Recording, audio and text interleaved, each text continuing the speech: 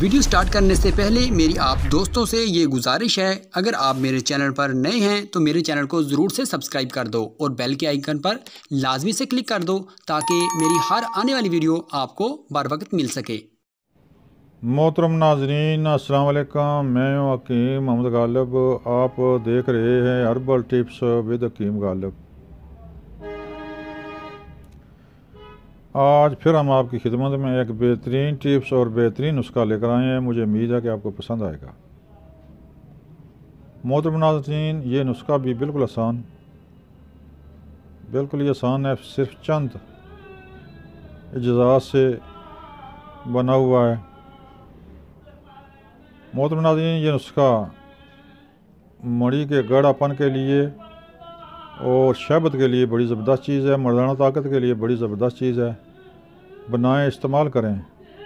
یہ اس کے دو فائدے ہیں، ایک تو منی کو گڑا کرتا ہے، دوسرا شہبت کو بہت سخت اور بہت ٹائٹ کر دیتا ہے، جس سے مردانہ طاقت اٹھ کر آتی ہے۔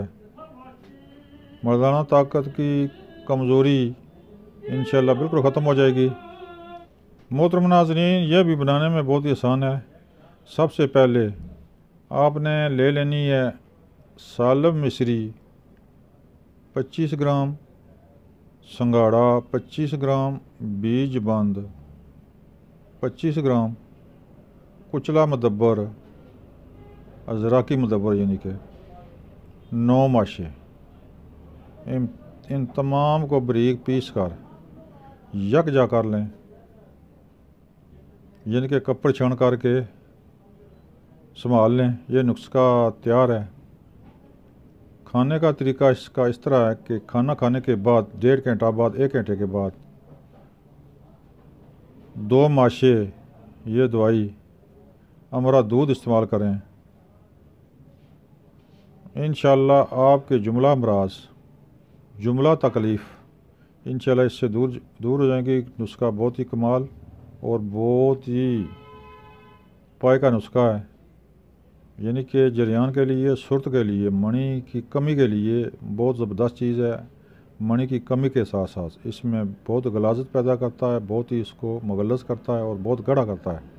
جب منی گاڑھی ہو جائے تو پھر مردانہ طاقت بڑی زبردست اور بہت ہی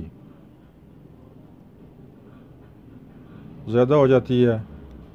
لہٰذا جن کو شہبت کی کمی ہو وہ بھی یہ نسخہ استعمال کر سکتے ہیں، جن کی منی میں کمی ہو وہ بھی یہ نسخہ استعمال کریں۔ محترم ناظرین، یہ تھی ٹپس، یہ تھا نسخہ۔ محترم ناظرین، میرے چینل کو سبسکرائب کریں، بیل آئی بٹن کو دبائیں تاکہ آئندہ آنے والی ویڈیو آپ تک آسانی سے پہنچ سکے۔